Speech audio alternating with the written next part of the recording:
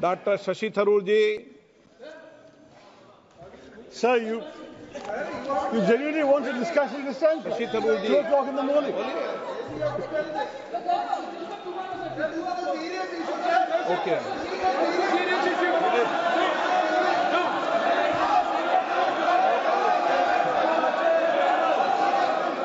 Let's do it tomorrow, sir. So let's do it tomorrow morning. आप शशि थरूर जी बोलना चाहते हैं? सर हम बोलेंगे लेकिन हाँ तो बोलिए। बोलिए। 2 बजे कर रहे हैं।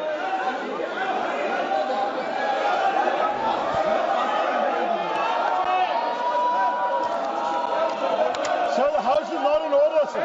आइटम नंबर 14 स्टैट्यूटरी रेजुलेशन शुरू हो चुका है। मैं माननीय सदस्य डॉक्टर शशि थरूर जी से कहूंगा कि वो अपने विचारों को व्यक्त करें।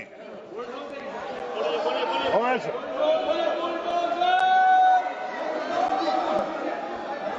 Thank you, Mr. Speaker. Well, I must say I'm sorely tempted at this very late hour. I'm sorely tempted at this very late hour, sir, to say that better late than never and just let the bill pass. But I think some home truths must be told. We've all witnessed the horrors of Manipur, a slow-burning horror once the unrest began in May of 2023, which is continuing now 21 months before the president's rule was actually declared. During this time, we have seen at least 250 people having died, perhaps over 300. We've had more than 5,600 weapons and 6.5 lakh rounds of ammunition seized, looted from police armories, more than 70,000 people displaced, a lakh affected, and thousands still forced to live in relief camps. Sir, the Home Minister is present here, and this is happening, sir, at a time when clearly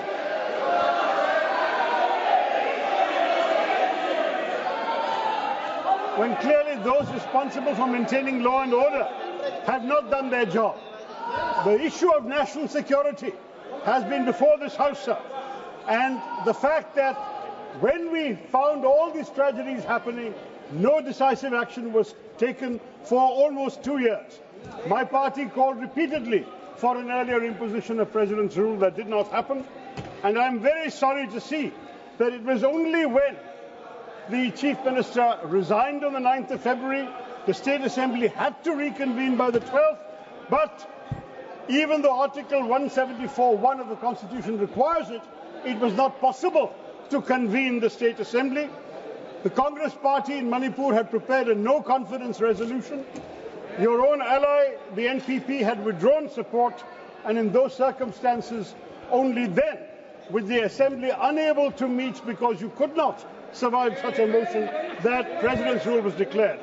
This, sir, is a very painful development, and to cite the failure of constitutional machinery in the state over the Assembly's inability to meet, when the real failure has been one of national security, has been one of law and order maintenance, has been one of basic decency for the people suffering the torment of violence in that state for almost 2 years, this, sir, remains a blot on the conscience of the nation.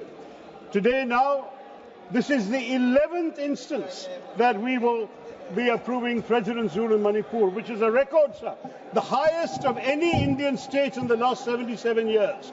No state has had to go under President's rule for 11 times, as Manipur has done. Now, sir, this is a very serious moment in our own country's history and in the history of Manipur. Decision-making power has been shifted from locally elected representatives to the central government and the governor appointed by the central government. And that is a very onerous responsibility at a time when, sadly, our own Prime Minister has not gone to listen to the pain and trauma of the suffering people. Even the Supreme Court has sent a delegation 2 weeks ago.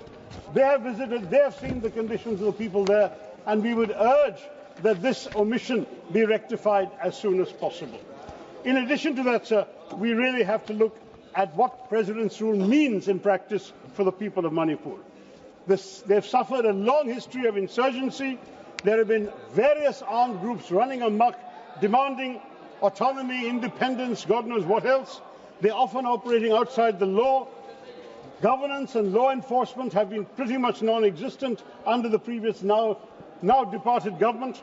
And at the same time, as a result of this condition, infrastructure development has been hampered, economic growth has suffered, and integration with the rest of the country has been largely absent, sir.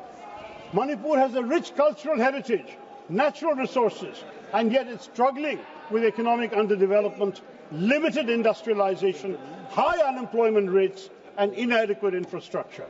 On top of that, the biggest crisis we're facing today, sir, is that there has been an erosion of public trust in the state of India, the state of Manipur, and its institutions.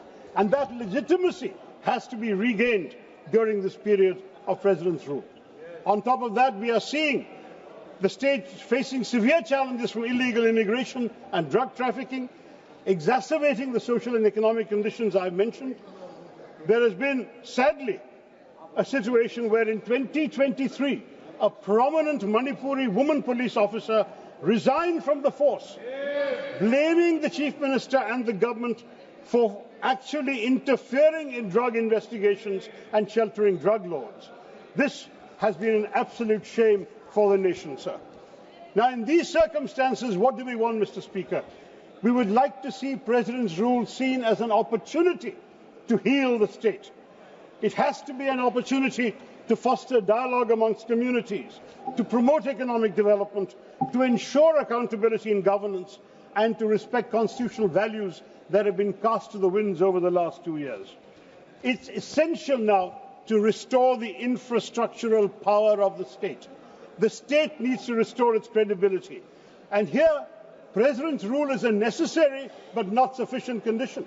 It is necessary, yes, but at the same time, it has to be conducted responsibly by the governor in order to ensure normalcy is restored and that constitutional order once again means something in Manipur. We now have 288 companies of Central Armed Police Forces, 150 battalions of the Indian Army and the Assam Rifles. They can deal with the violent conflict and the insurgency, but at the same time we must be painfully conscious, sir, that when we devote such substantial resources to counterinsurgency operations, to law and order enforcement, we are diverting funds and attention from development projects, essential services like education and healthcare that the people of Manipur desperately need. Violent conflict primarily stems from a legitimacy crisis. And it's not the other way around, sir. It's the fact that the state has lost legitimacy that permits violence to run rampant. And the challenge now is to build legitimacy for the state, create once again faith in the institutions. That's what the governor will have to do. And at the same time, end the insurgency and restore social order, peace and stability. And then the challenge for the government, and I'm sure the Home Minister will have to agree with us on this, must be to promote dialogue amongst communities that have been at war with each other, that have been alienated from each other, promote inclusive policies that erase the divides in Manipur society. This, sir, is the task confronting us. If President's rule is to be used for any good purpose, this is the only purpose that it must serve. We have to come back again within 6 months to actually once again renew this proclamation. So I say to the Home Minister and to the government, of course we will all go along with this resolution. We are not going to oppose it. We know that constitutionally it is required for the country. But we hope that the government will go in with a larger vision of how President's rule can be used to restore faith in the institutions of our state, the legitimacy of the people, the legitimacy of the state of India in the eyes of the people of Manipur, and that in this process, sir, we will be able to restore constitutional order, social order, and peace and healing to the people who have suffered such terrible anguish. No one should have to go through what the people of Manipur have endured. Let us not add neglect to that. Let us not use President's rule only as a law and order enforcement mechanism. Let us think of the people of Manipur and bring them healing, closure and peace. With these words, sir, my party will support this proclamation. Thank you, Mr. Speaker.